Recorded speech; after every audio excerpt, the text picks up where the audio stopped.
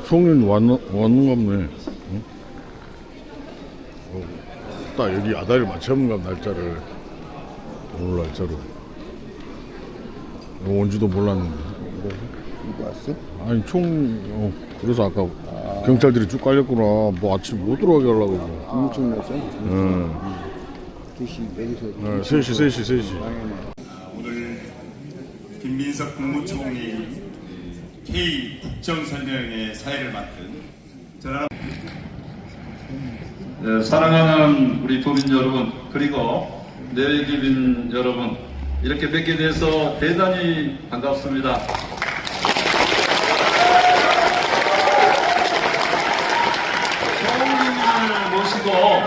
총리님을 모시고 이렇게 첫 국정보고회를 우리 전남도청에서 한 것은 처음 있는 일이어서 대단히 정말 기쁘게 생각하고, 특히 지금 국민주권정부 출범 한 6개월 만에 이렇게 오신 우리 총리님께 뜨거운 감사의 말씀을 드리고, 저 2층에서도 오신 분도 열렬히 환영해 주고 계시는데 감사의 말씀을 드립니다.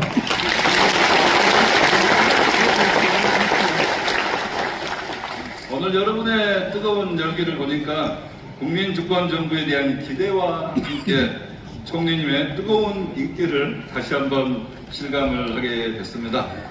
요즘 김민석 총리님 호남에서 뜨고 있다고 이렇게 많이들 말씀하시는데요. 우리 김민석 국무총리님께 우리 도민의 이름으로 우리 전라남도는 박수 칠 때 환호도 같이 하게 도래되어 있습니다. 열렬한 환호와 박수를 부탁드립니다.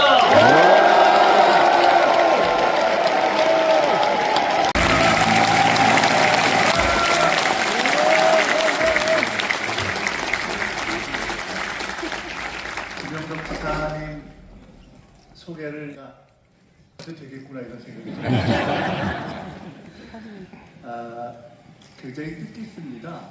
제가 김대중 강당에서 사실은 민주정부 4기에 김대중, 노무현, 문재인을 이어서 이재명 대통령, 이재명 정부의 첫 6개월이 이제 지나가는 시점에 국정보고회를 하게 된다는 것이 가슴이 떨릴 만큼 사실 뭉클합니다. 제가 오늘 아침에 기차를 타고 올 때 읽었던 책이 공교롭게도 어제 본노가 문희상 고문님 등 김대중 재단의 어르신들을 모시고 함께 식사를 했는데, 바로 며칠 전에 따끈따끈하게 나왔다고 하면서 제게 주시면서 정말 정진해야 한다, 노력해야 한다라는 말씀으로 주셨던 책이 아주 이쁘게 나온, 한 권에 10,000원씩인데 이렇게 사서 보시길 권해드리고 싶은 책입니다. 김대중 어록집이라는 책이 새로 나왔습니다. 근데 제가 첫 페이지, 둘째 페이지를 읽고 잠시 덮어놓고 생각을 이렇게 했습니다. 굉장히 가슴에 와닿는, 평소에도 늘 가슴을 울리는 내용들인데, 우리가 사랑하고 존경했던 김대중 대통령이 첫째는 정말 쉬지 말고 공부해야 한다라는 말씀, 그리고 국민을 하늘같이 섬겨야 한다는 그 내용으로 시작하는 어록집을 이렇게 읽으면서 저는 스스로 여기 우리 존경하는 영원한 청년 박지원 우리 의원님이 계시지만, 박지원 의원님처럼 저도 스스로를 김대중 사람이다 이렇게 생각하면서 30대 김대중 대통령님께서 대통령이실 때 현직 대통령과 총재를 겸하실 때 총재 부처실장으로 정치를 배우고 지금까지 오는 그걸 저의 정체성으로 삼고 있는데, 김대중 강당에서 이렇게 말씀을 드릴 기회를 얻게 되니까 참으로 뭉클하다는 말씀을 드리고 싶습니다. 게다가 기억하실지 모르겠습니다만은 제가 당에 있을 때 개헌이 나기 전에 전당대회를 하면서 수석 최고위원이 됐는데, 그때 많은 사람들이 저게 무슨 귀신 신하라 까먹는 소리냐 라고 의아해할 때 제가 우리는 집권을 준비해야 한다라는 얘기를 했던 기억이 납니다. 제가 집권 플랜 본부의 본부장이 되겠다라는 이야기를 했고, 그때 김대중과 이재명을 잇는 다리가 되겠다라는 각오를 말씀드렸었는데, 저는 요새 제가 존경하는 김대중 대통령이 있었다면 요새는 하루하루 일상 속에서 보고 배우는 이재명 대통령님을 모시고 정치를 하고 있습니다.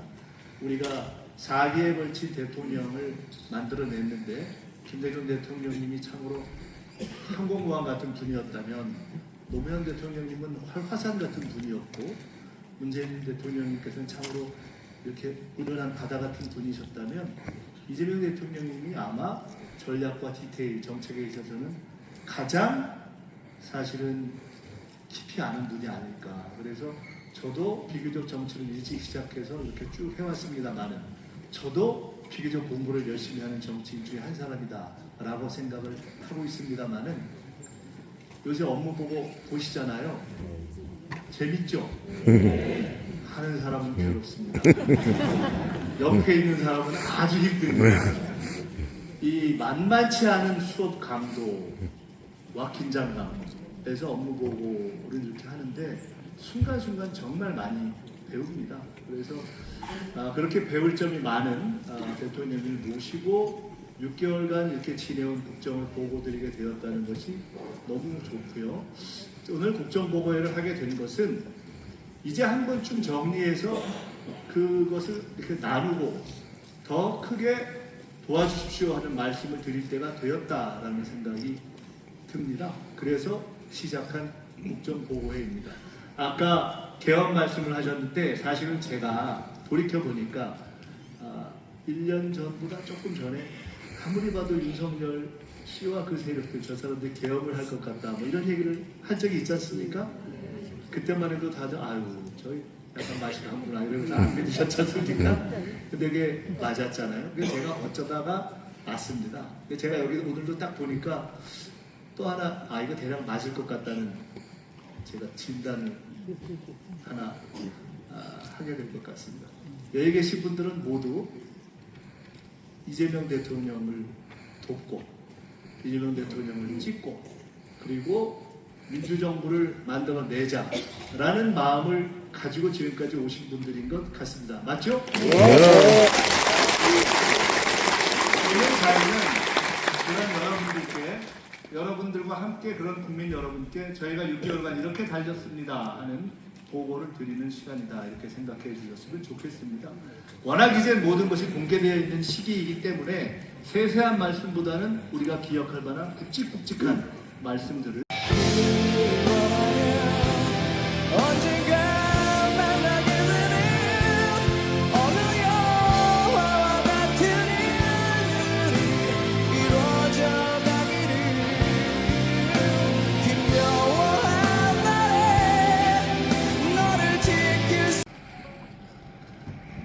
성장률, 경제가 어떻게 돼가느냐 여러분 이게 제로, 그러니까 0입니다. 이 밑으로 가면 마이너스죠. 이 마이너스를 완전히 바닥을 기었던 시기가 윤석열 시기입니다. 그런데 이게 마이너스에서 딱 꺾어져서 다시 올라가기 시작한 시간이 언젠가 기업을 되돌이켜 보시면 윤석열 탄핵이 결정됐던 시점. 정말 나라가 암울해 보인다 하는 시점에서 탄핵이 딱 결정된 시점부터 우리에게는 새로운 희망이 생기기 시작했던 것이죠. 경제에서 잠재 성장률이라는 게 있습니다. 쉽게 이야기한다면 내 체격에, 우리나라 체격에, 지금 정도의 키에, 지금 정도의 펀치력을 가지고 우리가 정상적으로 뛰면 어느 정도 펀치를 날릴 수 있겠느냐, 어느 정도 체력을 발휘할 수 있겠느냐, 그것을 한국 경제가 지금 기본을 가지면 발휘할 수 있는 성장률이라고 해서 흔히 잠재 성장률을 이렇게 이야기하죠. 근데 사실 지금 대한민국은 우리의 기본 체력에 맞는 잠재 성장률도 발휘하지 못했다. 우리가 생각하는 잠재 성장률, 일반적으로 경제학자들이 이야기하는 잠재 성장률이 대략 1.8에서 2 정도라고들 이야기를 합니다. 마이너스로 갔던 한국 경제가 회복되기 시작해서 이제 경제학자들 혹은 한은에서 혹은 IMF에서 분석하고 전망하기를 내년에는 1.8 이제 우리는 우리 키와 우리 체격과 우리 체중에 맞는 정도로 뛸 수 있는 정도로 회복될 것 같다. 조금 더 긍정적으로 보는 분들은 저게 한 2까지도 갈 수 있겠다 이렇게 분석을 하고 있는, 종합적으로 얘기하면 우리는 이제 적어도 수치상으로는 반등을 시작한 거죠. 이것은 소비 심리입니다. 배기 가운데입니다.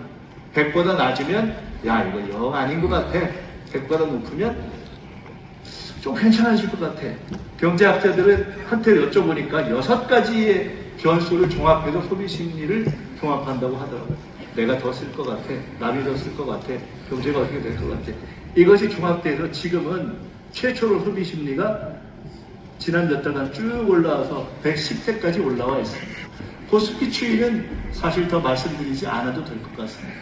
윤석열 정부 시기에 2000대에서 그냥 왔다 갔다 횡보를 하고 버벅거리던 것이 우리가 지난 대선 때 기억하시면 5천을 목표로 하겠다, 중장기 목표로 하겠다고 했을 때 많은 언론이, 특히나 야당 등에서는 비판을 넘어 비난까지 했었는데 지금 이미 우리는 4천대를 넘어서서 있습니다. 이 지금 쭉 올라갔다가 조정기간을 거쳤는데 제가 바로 직전 어제까지 이거를 이 업데이트, 가장 최근 것까지 반영한 것입니다. 4020. 물론 어려운 점들이 남아 있습니다. 최근 우리 모두가 걱정하는 환율 문제가 남아 있고 특히 수도권에 있어서의 문제가 있는 부동산 문제 등이 있지만, 그러나 누구도 부인할 수 없는 것은 전체적인 경제에 있어서의 큰 흐름은 반등되기 시작했다. 경제가 심리라고 하면 결국 가장 본질적인 문제로서 이재명 정부에서 경제가 살아날 수 있을 것 같다, 살려야 되겠다라는 국민들의 마음의 합이 시작된 것이죠. 지난 6개월 동안에 국정에 가장 큰 에너지를 쏟고 국민들이 가장 걱정했던 것은 무엇이냐? 한미관계입니다. 그 중에서도 한미 관세 협상이죠. 정부를 시작하는 시점에 제가 대통령님과 말씀을 나누다가 이런 말씀을 서로 나눴던 기억이 납니다. 어느 정도 기간 대통령님 오직 이거에만 집중하십시오. 나머지 소소한 거는 그냥 심부름 제가 하겠습니다. 한미 관세 협상이 돌이켜보시면 지금은 그래도 일단 낮기 때문에 조금 낮지만 얼마나 불안했습니까? 경제를 하는 분들이 다 도대체 이게 관세가 어떻게 되는 거냐, 끝나긴 끝날 거냐, 그런 시간이 있었죠. 거기에 사실 대통령이 누구도 해줄 수 없는 가장 본질적인 대통령의 일은 외교와 안보인데 지금은 경제전쟁의 시대이기 때문에 가장 어려운 문제인 사실은 안보 문제와 경제 문제가 다 얽혀있는 한미 관세 협상이 우리 국가와 국민 모두의 운명에 달리는 가장 큰 일이었죠. 이게 타결이 됐는데 여기 아시다시피 워낙 많은 내용이 있기 때문에, 그리고 관심 있는 분들이 여러 가지 공부를 했기 때문에 저는 딱 3가지만 말씀드리려고 합니다. 첫째는 상업적으로 합리적인 투자만을 한다. 상업적 합리성입니다. 여러분, 동네에서 싸움을 해도 그렇고 회사 간의 싸움을 해도 그렇고 나라 간의 협상을 하고 경쟁을 해도 그렇고 사실 기본적인 결정은 힘에서 결정해야 합니다. 등치 크고 힘이 세면 일단 유리하죠. 아무리 전략이 좋고 아무리 머리를 쓰고 아무리 꾀가 좋다고 하더라도 사실 기본적으로 체력과 이 힘에서 월등한 상대를 이기기는 쉽지 않지 않습니까? 우리의 경험 아닙니까? 그런데 우리의 상대는 누구였습니까? 미국이었습니다. 미국에서도 가장 협상을 잘한다고 하는 트럼프 대통령이 이끄는 미국과 협상을 한 것입니다. 따라서 이번 협상은 우리가 미국과 한국의 협상 결과가 누구에게 유리했는가만을 보면 되는 것이 아니라 미국과 협상했던 전 세계의 다른 모든 나라와 비교했을 때, 특히 우리가 주로 생각하는 예를 들어 미국과 일본, 미국과 유럽, 이런 우리가 주로 경쟁하는 나라들과 비교했을 때 우리가 얼마나 덜 불리하게 협상했느냐, 사실은 그걸로 승부가 난다고 보는 것이 맞지 않겠어요? 상업적 합리성이라는 것은 기본적으로 미국이 그리고 트럼프 대통령이 그 막강한 힘을 갖고 전 세계의 모든 나라가 안 하고 싶다고 할 수 없는 협상이 아니잖아요.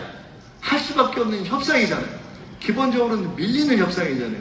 결과가 나오면 누구도 이거는 이 협상하기 전보다 우리는 미국보다 훨씬 유리해졌다라고 이야기하기 어려운 협상 아닙니까? 그렇기 때문에 참으로 어려운 협상인데, 그래서 경우에 따라서는 이거 불리하기만 한 거 아니야? 우리가 손해보는 거 아니야? 라고 할 수 있는데 그때 우리가 딱 비친 우리의 중요한 협상 전략이 있었다. 그것이 바로 상업적 합리성. 쉬운 말로 하면 돈 되는 것만 한다. 미국과 여러 가지를 협상했고 여러 가지 복잡한 결론을 냈는데 그것의 모든 것을 하나의 고가를 우리는 딱 씌운 겁니다. 상업적 합리성. 오케이. 미국이 주도했고 미국이 제기했고 그 협상을 해서 우리가 앞으로 미국이 투자를 원하면 그런 부분을 갖고 투자도 할 것이다. 그러나 우리도 일방적으로 손해보는 일은 결코 안 할 것이다. 상업적 합리성. 돈 되는 것만 하겠다. 이것을 만들어낸 것은 우리의 이번 협상에서 매우 탁월한 결과이다. 두 번째, 이번 협상에서 중요한 것은 마스가 배. 다들 아시다시피 이번에 우리의 조선 역량은 이 협상 전체를 유리하게 이끌어내는 데 있어서 매우 중요한 역할을 했습니다. 이런 이야기를 저희가 했습니다. 충무공 이순신 장군께서 시작한 거북선의 역사로부터 시작된 어떻게 보면 양보호남 시부국가의 그 원천이 될 수 있을지도 모르는 그때 시작된 우리의 조선 역량. 과거에 정주영 회장이 그랬다는 거 아닙니까? 배 처음 만들 때 거북선 딱 보여주면서 우리가 왜 만들 걸 이랬다는 거 아닙니까?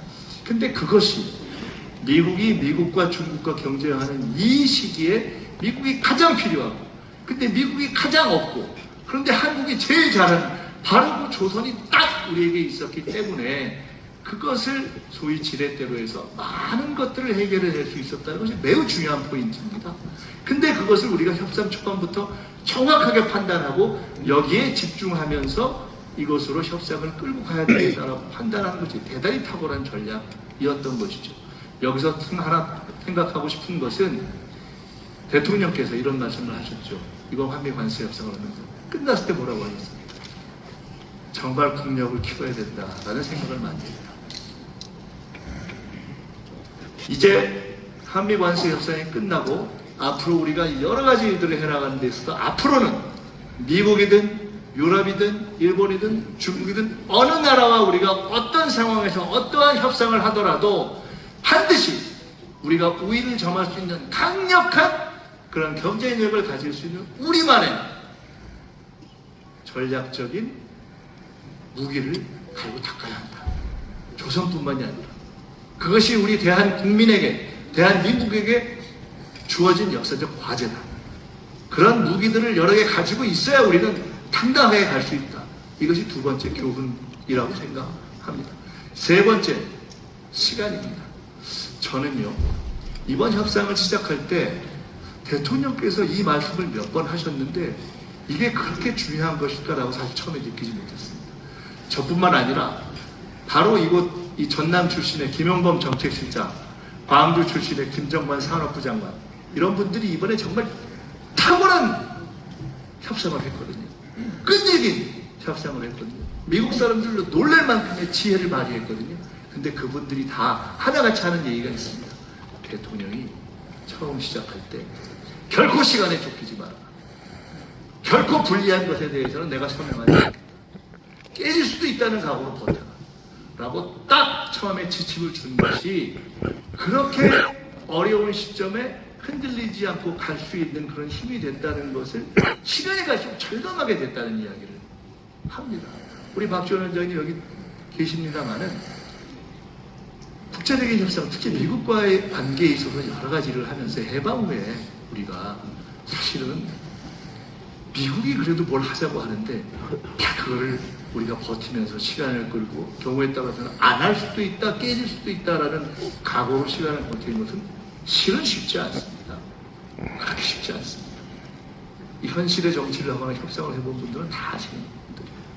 그런데 대통령이 그 원칙을 딱 가졌던 것, 저는 이것이야말로 세계가 평가할 때 그래도 한국이 어느 정도 이번에 덜 불리한 협상을 해내고 오히려 경우에 따라서는 앞으로 10년, 20년 후에는 마치 한미 FTA를 처음 시작할 때는 한국이 불리할 것이다 라고 했는데 친해놓고 나니까 한미 FTA에서 한국이 더 득을 받잖아요. 그런 것처럼 이번 관세 협상의 결과 10년, 20년 후에는 어쩌면 한국이 미국조차도 결코 함부로 할 수 없는 그러한 강력한 경쟁력을 가진 나라로 가는 데 있어서의 그 기반을 쌓은 최대의 대전략이자 대원칙은 저는 대통령이 실무자들에게 책임자들에게 딱 원칙적 지침을 준 것. 그것이 가장 큰 것이었다. 이렇게 그리고 지난 6개월은 한마디로 전 세계를 뛴 시간이었습니다. 많은 내용이 있습니다. 이 중에 한 가지만 제가 말씀드릴게요. 원래 예상 안 했는데 들어간 것. 아까 에이펙 말씀하셨는데요. 사실 에이펙이요. 제가 대선 때 집권플랫폼부장이라는 걸 해서 앞으로 집권을 하면 100일을 어떻게 하냐 뭐 이런 계획을 좀 짜고 했었는데 그때 사실 대선에서 승리하기 전에 제일 걱정했던 것 중에 하나가 에이펙입니다. 엉망될 것 같더라고요. 근데 제가 막상 우리가 대선에서 승리한 다음에 이게 총리가 준비위원장인데 제가 총리가 돼가지고 저걸 준비위원장 할 줄은 정말 몰랐어요. 근데 처음엔 정말 캄캄했어요. 근데 참으로 하늘이 도와서 저희들이 잘 만들어냈는데 그 결과 중에 에이펙 정상회의의 문화 창조 산업을 에이펙의 앞으로 새로운 영역 전략 산업으로 넣자가는 것을 합의를 만들어냈는데 저것이 그렇게 간단한 것이 아니었습니다. 제가 구체적으로 말씀을 못 드리겠지만 참가했던 중에 꽤 힘이 있는 나라들 중에서 상당히 부담스러워한 내용이었습니다. 왜? 에이펙, 아시아 태평양 국가들의 관계에서 앞으로 쭉 협력을 해나갈 때 문화창조 산업을 공동의 어떤 전략적 산업으로 한다면 가장 득을 볼 수 있는 나라가 어느 나라냐? 한국이 되기 때문에. 이런 내용들이 하나하나 들어간 것입니다. 여기서 제가 하나만 더 말씀드리고 싶습니다. 대통령이 외교를 잘한다고 생각하십니까? 못한다고 생각하십니까? 잘한다고. 잘하죠. 최근에 여론조사를 보면은 이재명 대통령에 대한 국정에 대한 여러 가지 평가가 있는데 그 중에 잘한다고 생각하는 이유 중에 제일 1번이 뭐냐? 외교를 잘한다요. 근데 이게 너무 이상한 거예요. 이재명 대통령께서 김대중 대통령님처럼 민주화운동을 하다가 망명을 해서 미국이나 일본에서 상당 기간을 계시면서 그렇게 이렇게 외교적 훈련을 한 그런 분이 아니잖아요. 누구처럼 외국에 유학 가서 막 한 유학파이 아니잖아요. 뭐 평소에 외교관계위원회에서 외교를 오래 하고 닦은 분도 아니잖아요. 근데 왜 이재명 대통령이 외교를 잘하시지? 저는 사실 잘할 줄 알았어요. 왜? 당에 계신 분들은 혹시 기억하실지 모르겠어요. 우리가 예상치 못했던 계엄이 일어나고 그래서 대선이 시작되기 전에 그냥 일상 시기에 당시 당 대표였던 이재명 대표께서 거의 매주 빼놓지 않은 일정이 하나 있었습니다. 그게 뭐였냐? 서울에 있는 주한 외국 대사들과의 만남이었어요. 그걸 쭉 지속적으로 했어요. 저는 그때 이분이 준비를 하고 계시구나 이렇게 느꼈습니다. 그냥 흔히 얘기하는 그냥 정치인들, 정치 지도자들, 당대표들이 그냥 의례적으로도 가끔 만나기도 하는 미국, 일본, 중국, 러시아 그런 4강 대사뿐만이 아니라 유럽이나 또는 아프리카나 이런 다양한 국가의 대사들을 지속적으로 만나시는 걸 제가 보면서 준비를 하고 계시구나 이렇게 생각을 했습니다. 준비를 한 것. 그 바탕에는 국가와 국민을 위해서 국정을 맡겠다는 의지도 있었고 책임감도 있었고 그러한 바탕들이 다 쌓여서 저는 지난 6개월 사실 계엄 직후 6월 4일에 우리가 대통령 선거 끝나고 나서 불과 열흘이 되기 전에 첫 해외 정상 외교 활동이 시작됐습니다. 근데 그러고 6개월을 정말 정신없이 달려온 겁니다. 정신없이 달려서 이제 한 12월 중순쯤 돼서 이제 조금 끝나고 일단 외교 끝나고 호흡 조금 가다듬고 숨 좀 돌릴 수 있다 했더니 바로 또 업무 보고를 해가지고 우리를 또 피곤하게 하는 이런 대통령. 그래도 6개월 동안 열심히 했다 이렇게 인정하실 수 있죠? 좀 쪼개서 이제 한번 보겠습니다.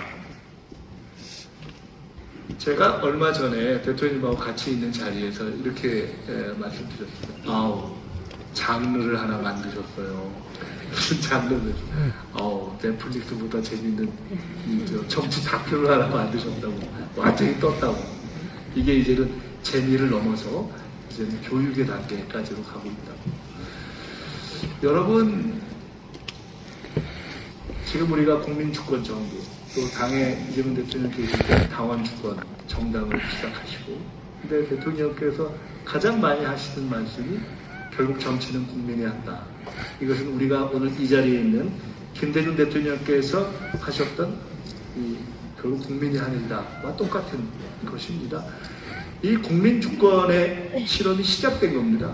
국무회의가 열리고 타운홀 미팅이 열리고 업무 보고가 열리고, 이에 대해서 이렇게 표하는 분도 있고 저렇게 표하는 분도 있지만 분명한 것이 있습니다. 이제는 국정은 열렸습니다.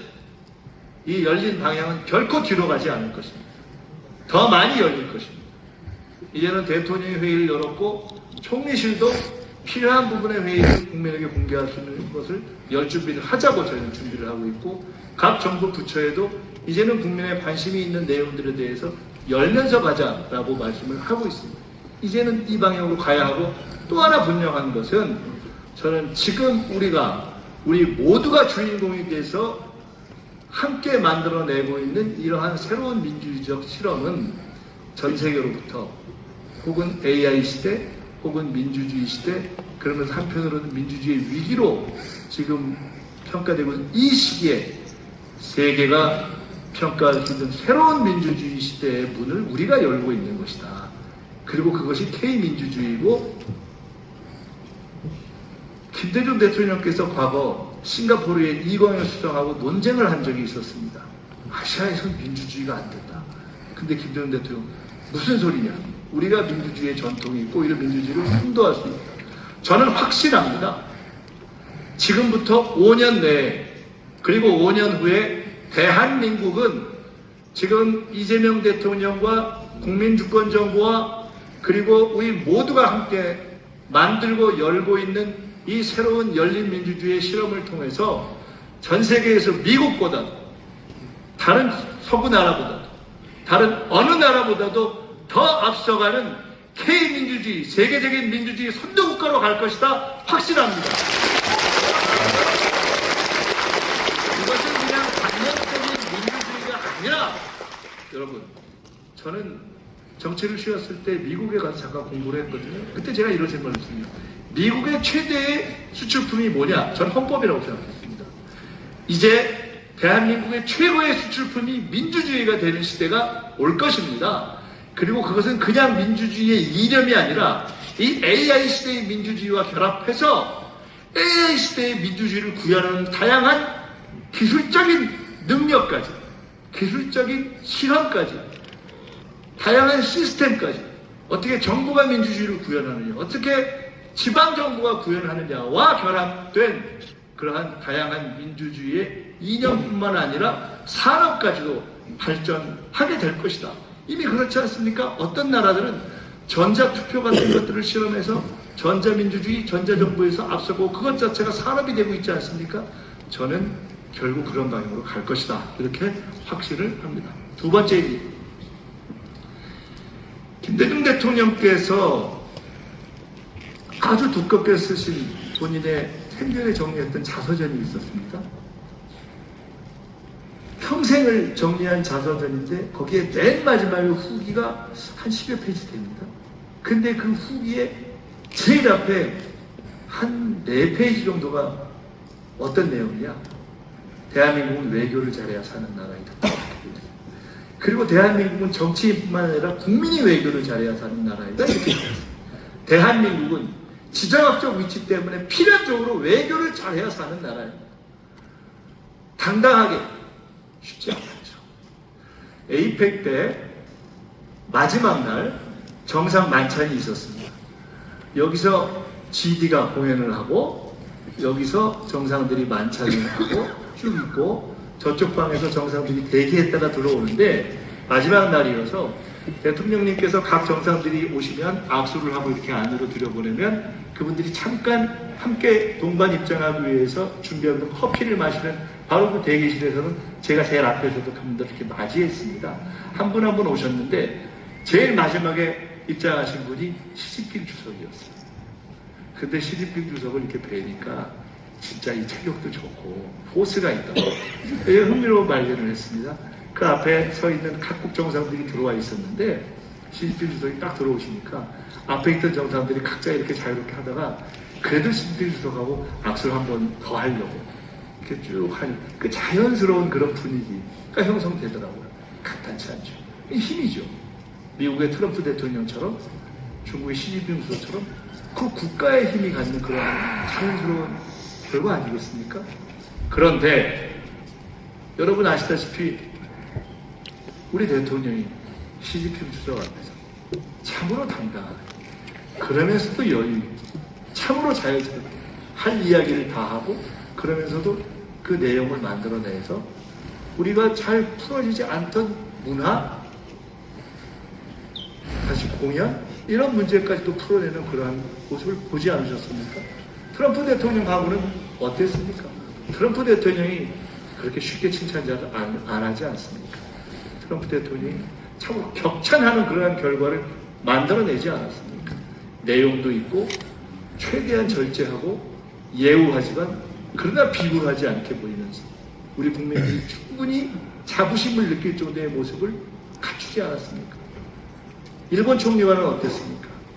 일본과의 관계가 쉽지 않지 않습니까?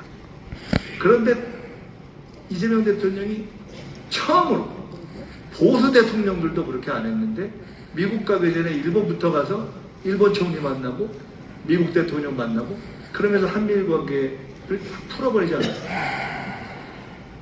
일본이 문제가 많죠. 현재까지 우리와 외교적인 쟁점이 많습니다. 일본이 우리와 풀지 못하는 문제 중에 예를 들어 위안부 정신대 문제 같은 것이 있죠. 일본의 역대 수상 중에 고노 외상이라는 분이 있었습니다. 김대중 대통령 때 고노 외상이죠. 아버지 고노 요헤이, 아들은 고노 타로, 아버지도 외상, 아들도 외상. 그 아들 고노 외상이 저와 한 20, 30년 된 친구입니다. 그 아버지 집에도 같이 가서 자고 그랬어요. 총리 임명장을 딱 받는 날 마침 임명장 받고 쫙 차 마시고 있는데 전화가 왔어요. 보니까 고노 전화예요. 그러니까 일본에 있는 고노 외상 전화가 왔다고. 제가 전화를 받았더니 첫 질문이 너무 궁금한 거예요. 야, 대한민국 대통령이 일본과 외교를 앞으로 잘 풀어간다고 하는데 진짜냐? 그게 너무 알고 싶은 거예요. 그때 제가 이렇게 얘기했습니다. 진짜다. 우리는 역사적인 원칙성, 즉 역사에 있어서 원칙은 훼손하지 않는 것을 지키면서 그러나 외교적인 연속성, 외교 자체는 흔들리지 않는 그런 연속성을 함께 조화롭게 지혜롭게 조화시켜 나갈 것이다. 정말 그렇게 할 겁니다. 그 이후의 결과는 현재까지 그런 상태로 되고 있습니다. 우리가 풀어야 하는, 제가 언젠가 김대중 대통령님께서 은퇴하신 후에 동교동으로 찾아뵀을 때 한번 이런 말씀을 드려본 적이 있습니다. 김대중 대통령님의 햇볕 외교는 한마디로 얘기하면 미국, 일본, 중국, 러시아 다 잘 지내자는 거 아닙니까? 맞다고 그러시더라고요. 우리는 반드시 우리 주변에 있는 나라들, 미국, 일본, 중국, 러시아, 미국, 중국, 일본, 러시아, 북한까지 포함해서 우리의 운명이 얽혀있는 나라들과 굳이 더 나쁘게 지낼 이유가 없는 건 아닙니까? 이걸 어떻게 하면 좀 더 좋게 만들 것인가의 지혜를 발휘해야 하는 것 아닙니까? 그것을 당당한 모습으로 풀어낸 것, 저는 그것이 지금까지 6개월 동안 우리가 가진 외교의 가장 큰 성과가 하나가 아닌가 이렇게 생각을 합니다. 동의하시죠?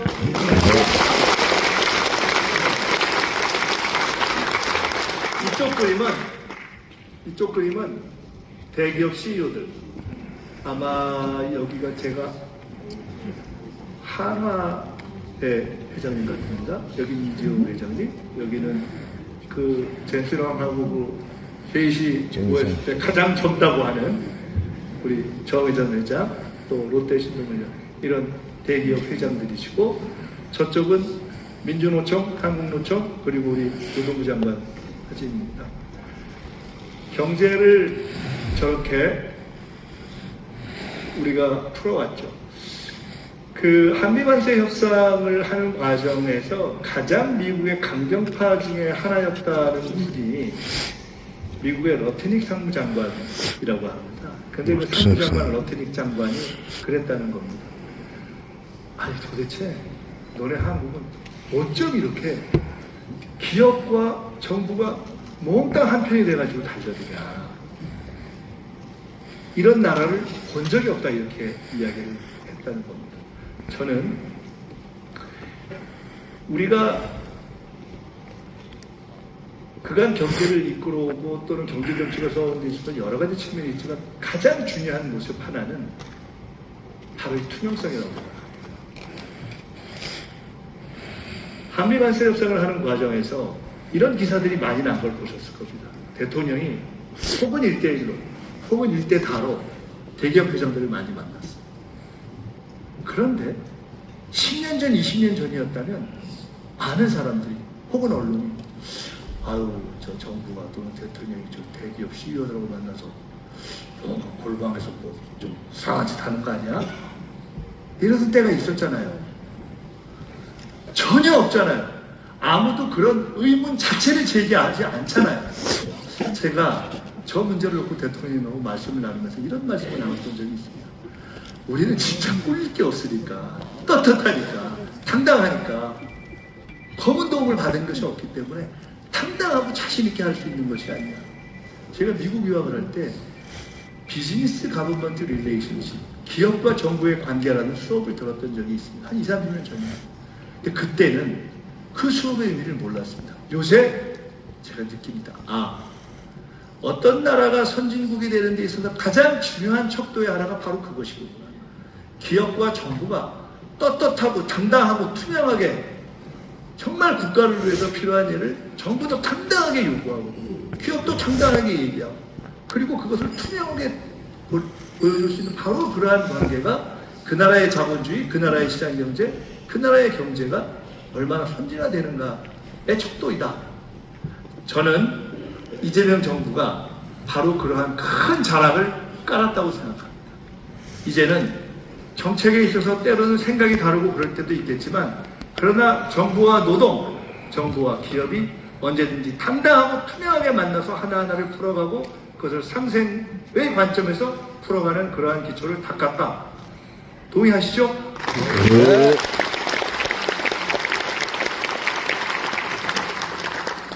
그렇게 해서 우리는 미래를 준비해가고 있습니다. 제가 당에 있을 때 대선을 준비하면서 ABCD 그때 제가 만들었던 조어 중에 하나입니다. 지금 우리가 그것을 새 정부가 이제 출범해서 하나하나 실제로 실현해 가고 있습니다. A, AI, B, 바이오, C, 컨텐츠 앤 컬처, D, 디펜스, 방사, E, 에너지 이것들을 다 해나가고 있습니다. 하나하나 해나가고 있습니다. 그 모든 것들을 하나하나 해갈 뿐만 아니라 또 하나 매우 중요한 것은 참으로 중요한 원칙. 서울에서 멀리 떨어진 곳일수록 더 약한 곳일수록 그간 발전이 덜 된 곳일수록 이 발전의 혜택을 누리게 하자는 그런 균형 발전과 지역을 살리는 원칙을 가지고 이것을 실현해 가고 있다.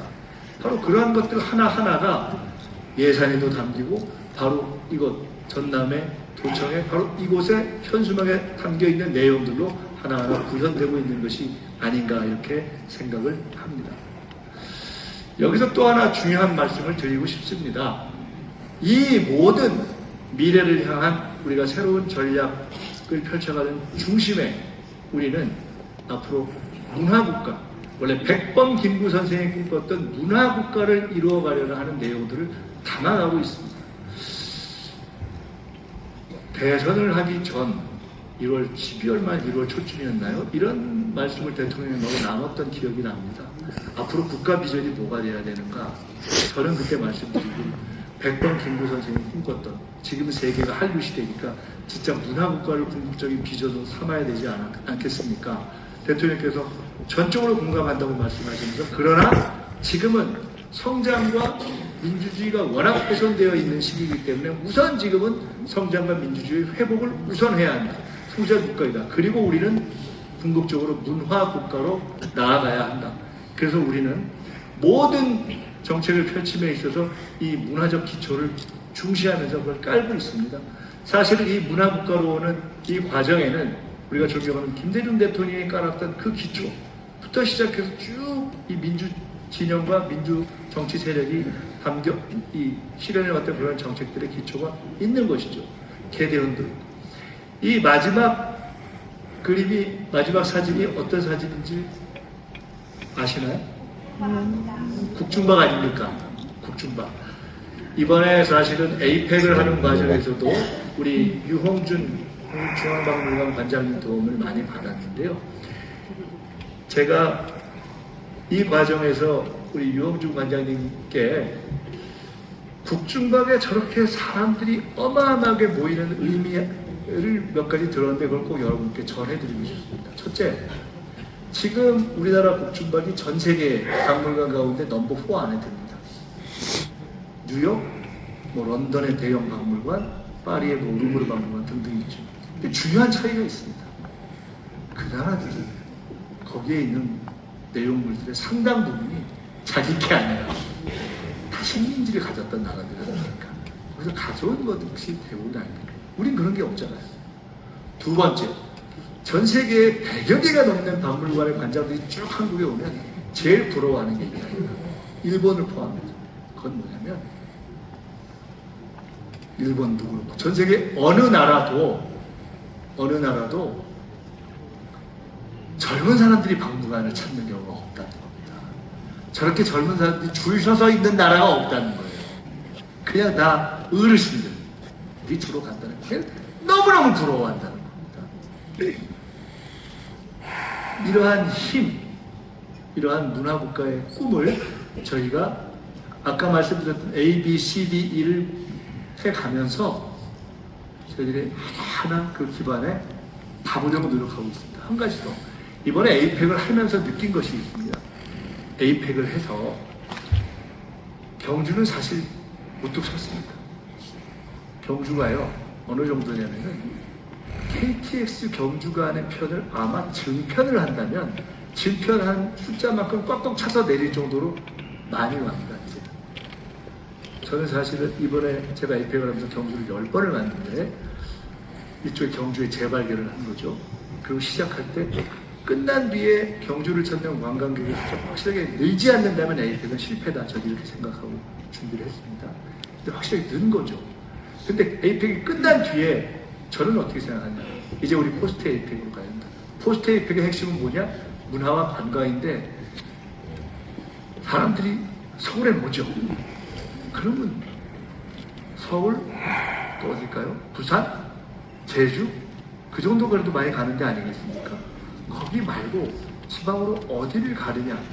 그 두 번째, 세 번째, 제2의 경주, 제3의 경주를 만들어내야 되는 거죠. 경주까지는 어느 정도 된 것 같습니다. 제 요새 제일 큰 관심사 중에 하나는 제가 총리로서 국가관광전략회의의 의장이기도 한데 에이펙 전에 한 번 했고 이제 곧 준비하려고 하고 있습니다. 제일 관심이 갖는 것은 호남에서는 어디지? 충청에서는 어디지? 일단 경주 이상으로 서울에 왔다가 서울에서 끝내는 것이 아니라 서울에 왔던 한류의 팬들이 찾는 곳을 만들어내야 한다. 반드시. 그 제2의 거점들을 한 군데씩은 적어도 만들어내야 그 다음에 다른 지방으로 확산할 수 있다.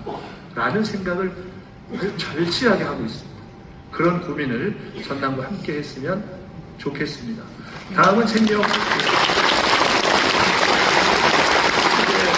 거의 끝나갑니다.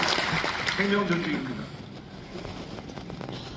이재명 정부의 국무회의를 지켜보셨으면 아실 텐데 대통령이 특별히 강조하는 대목들이 있습니다. 생명에 관한 것입니다. 첫 번째, 산재입니다. 이게 참 어렵습니다. 산재를 어떤 경우에는 어떤 언론에서는 아이고 좀 그만 얘기하지 이런 얘기가 있을 정도로 대통령이 강조합니다. 근데 참으로 진심을 갖고 강조합니다. 이 정도 되는 나라에서 이제는 꼭 산재 일터에 나가서 목숨을 잃을 정도의 그런 환경은 아닌 정도로 우리가 경제 발전을 해야 되는 것이 아니냐라는 진정성을 가지고 제도를 개선하려고 하는 것이죠. 쉽지가 않더라고요. 지금 현재 50인 이상, 50억 이상의 사업장에서는 줄고 있습니다. 확실히 줄고 있습니다. 근데 어디가 이게 안 주냐? 50인 이하, 50억 이하. 그래서 저도 직접 현장을 이렇게 가보고 합니다. 쉽지 않습니다. 이 싸움은, 이 산재를 줄일 싸움은 쉽지 않을 정도입니다. 하지만 할 것입니다. 두 번째, 산불. 이런 재난 하나하나에 대해서 확실한 조치를 하고 있습니다. 작년엔 비해서 이제 올해를 작년으로 한다면 내년에는 확실히 산불에 대한 피해를 줄여야 하겠다라고 생각한 조치를 몇 가지 했습니다.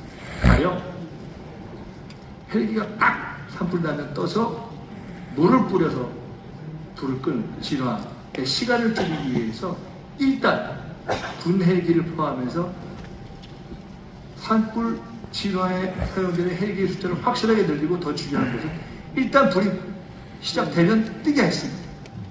가다가 돌아오는 한이 있더라도 30분을 줄인 겁니다. 세 번째는 자살입니다. 자살이 한 해에 지금 약 15,000 정도. 너무 많은 거죠. OECD에 들어있는 국가로서 너무 부끄러운 숫자예요. 이 부분이 사실은 정책을 해보신 분들은 아시겠지만 가장 많은 돈을 쓰고 가장 많이 얘기하는데 가장 해결 안 되는 몇 가지를 꼽아보라면 자살, 출생률을 높이는 문제, 이런 정도 등등이 아닐까 싶습니다. 근데 이것이 지금까지 상당히 많은 노력을 하고 예산 투입도 됐었는데 잘 진전이 안 되고 있는데 이 부분을 반드시 해결하자고 해서 총실 산하에 따로 자살 관련한 대책 본부까지 만들었습니다. 이런 부분을 해 나가겠습니다. 새 정부가 출범한 것만으로 그래도 우리는 비교적 평온한 일상을 찾았습니다. 더 이상 오물풍선이 날아다니고 확성기로 그에 대응하는 그러한 것은 우리가 선제적 조치를 통해서 막았습니다. 최근에는 알고 보니 무려 1년 전부터 사실상 이쪽에서 윤석열 세력이 먼저 도발한 것 아니냐라는 증언까지도 나오고 있는 상황입니다. 쉽지는 않습니다. 북한의 핵에 대한 개발을 바로 멈추게 하는 것도 쉽지 않고 북한이 아예 우리는 두 국가다, 그냥 원수다 라고 이야기하고 그것을 이론으로 만들고 있는 상황을 되돌리는 것도 쉽지 않고 그러나 여러분이 업무보고에서도 보셨듯이 저희들이 포기하지 않고 그 노력을 할 것이고 적어도 더 이상 불필요하고 무리하고 어리석은 갈등을 만드는 일은 안 하는 쪽으로 확실하게 정책을 바꿔서 지난 6개월 동안 그 이전에 오물풍선과 확성기가 날아다니던 그런 상황은 일단 스톱시켰다. 이 스톱시키기 위해서 우리가 꾸준히 노력을 더 해가겠다. 그리고 이 노력을 더 해가는 데 있어서는 정부를 믿고 정부의 평화를 위한 노력을 함께 쭉 이어나갈 수 있도록 버텨주시는 국민의 지지가 매우 중요하다 하는 말씀을 특별히 부탁을 드리고 싶습니다. 제가 지금까지는 비교적 우리 이렇게 하고 있어요. 앞으로 괜찮을 거예요. 전망도 괜찮을 것 같습니다. 라는 얘기를 중심으로 드렸습니다. 그러나 저희가 꼭 그렇게 낙관적으로만 보고 있는 것은 아닙니다. 쉽지 않은 일들이 있습니다. 당장 경제에 있어서도 아까 말씀드렸던 그러한 환율이니 부동산이니 이런 등등이 있고요. 그래 당장 전남 지역에도 지역 자체에 있어서 지역을 이끌어왔던 경제, 지역뿐만 아니라 나라를 이끌어왔던 경제 자체가 흔들리는, 해당 사람이 흔들리는 그러한 어려움이 있습니다. 제가 여러 가지 어려운 것 중에 하나만 예를 그냥 들었습니다. 한류가 세계에서 정말 지금 근사하다라고 하고 있는데 막상 뚜껑을 잘 열어보면 이거 외화 내빈이네 하는 그러한 대목들이 있습니다. 이게 지금 뭐냐면 우리가 만든 드라마 제작 편수입니다. 올해 84편, 10년 전인 2015년에 84편, 2022년에 141편. 똑같은 84편이 올해 10년 전이지만 지금의 84편과 10년 전 84편은 전혀 다릅니다. 왜? 10년 전에는 상승할 때의 84편. 지금은 전 세계가 다 한국이 최고인가비요? 이러고 있는데 막상 정점을 찍고 내려와서 내실은 굉장히 어려움에 빠져있는. 실제로 돈은 넷플릭스가 벌고 제주는 한국이 제주만 부리고 있다라고 평가되는 이러한 구조적인 어려움이 있습니다. 이것뿐만이 아니죠. 많은 부분에서 우리는 이 변화의 시기에 겉으로 보기엔 괜찮지만 조금 방심하면 한순간에 뒤집힐 수도 있는 그런 여러 가지 위험 요인들을 안고 있습니다. 방심하면 안 된다 라는 것을 놓치지 않고 그 위기의식을 갖고 가겠습니다. 이제 마칠 때입니다. 사실은 아까 여기 올라오기 전에 우리 잠깐 말씀드렸습니다만 오늘 아침에 제가 이 자리에 오기 진도를 들렸다 왔습니다. 진도에 고성초등학교라는 초등학교가 저희 외 전조부님이 지으신 학교거든요. 거기에 우리 박지원 의원님의 천친께서 1회시고 박 의원님 몇 회시라고요? 23회시라고 여기 들렸었습니다. 저희 어머님이 그 인가협회라는 단체 초대 회장이신데 어머님이 지금도 훨씬 정정하실 때도 왔다 가셨고 저도 몇 년 전에 왔다 갔는데 최근에 좀 궁금해하셔서 한번 이쪽 오게 되면 들렸다 가라 이렇게 하셨습니다. 그런 애정이랄까 뿌리랄까 굳이 따지면 그런 그런 것이 있죠. 근데 그런 어떤 개인적인 애정, 뿌리, 연고, 호남의 혼자다 이런 걸 떠나서 제가 이 말씀을 좀 드리고 싶습니다. 이재명 대통령님께서 호남에 대한 애정이 진짜 찐입니다. 찐.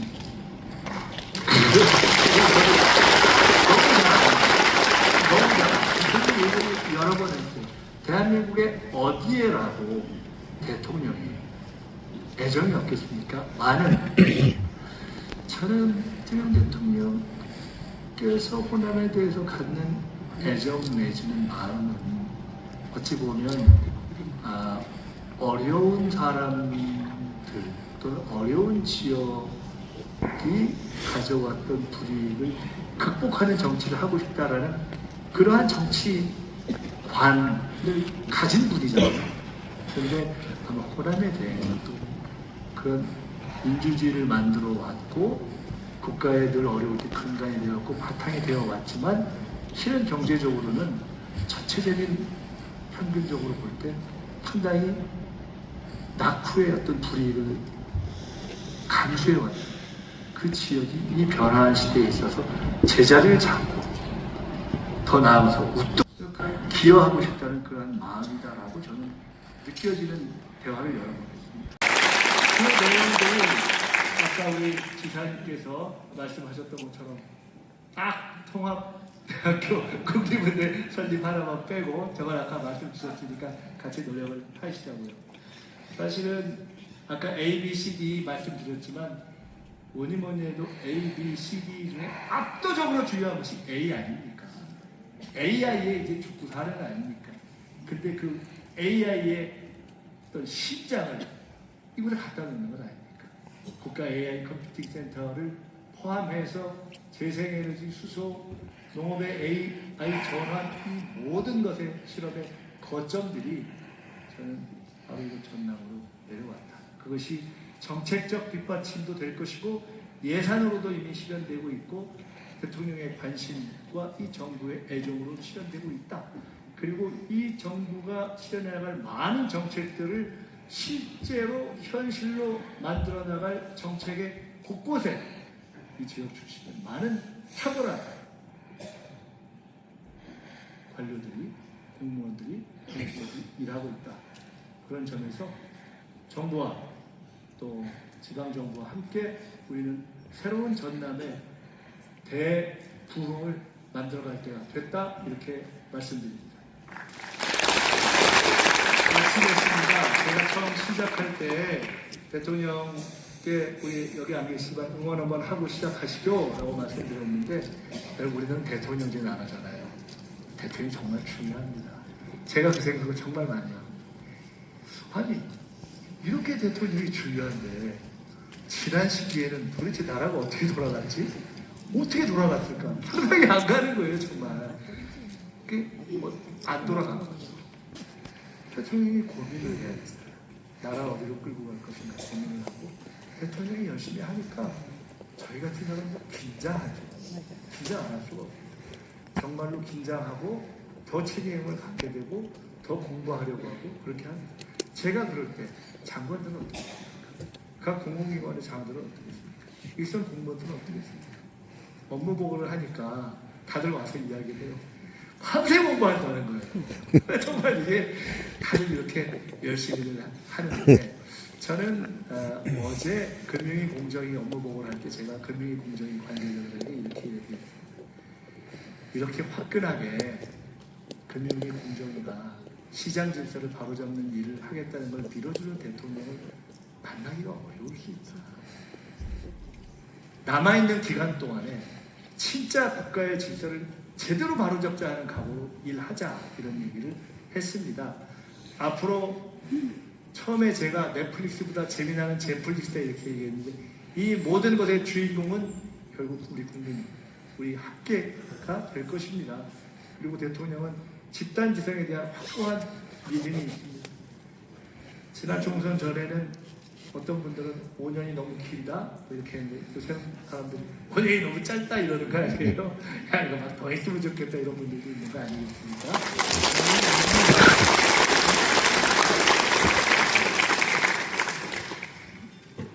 이재명 대통령과 함께 참으로 열심히 하겠습니다.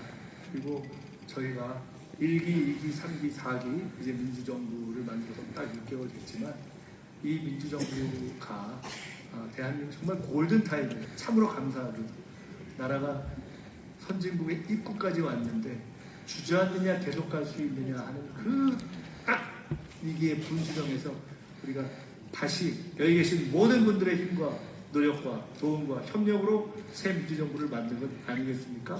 이것을 성공시키는 것은 그냥 이재명 대통령 개인의 노력으로 되는 것도 아니고 제가 옆에서 돕는다고 해서 될 수 있는 것도 아니고 하기 때문에 더 열심히 생중계 보시고 더 열심히 댓글도 보시고 분명한 게 하나 있어요. 댓글은 정부에 있는 장관 누구보다도 대통령이 더 꼼꼼히 다 보십니다.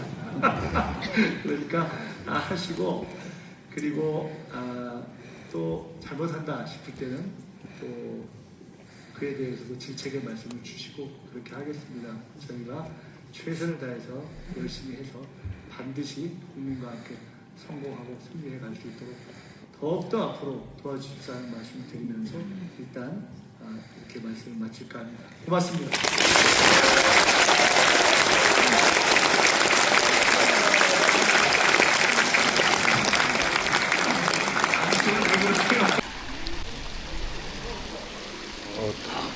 우리는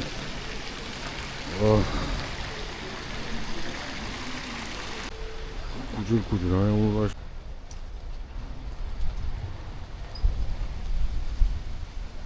와, 또 국정 설명회도 듣고 글로벌 성과 공유도 하고 아따 눈 올 것 같은데. 높은 사람 올게. 우리 폴리스들 좀 깔라는데.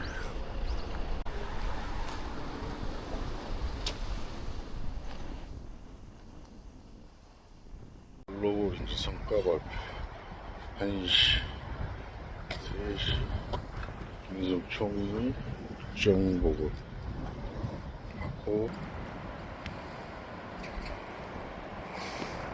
전남도청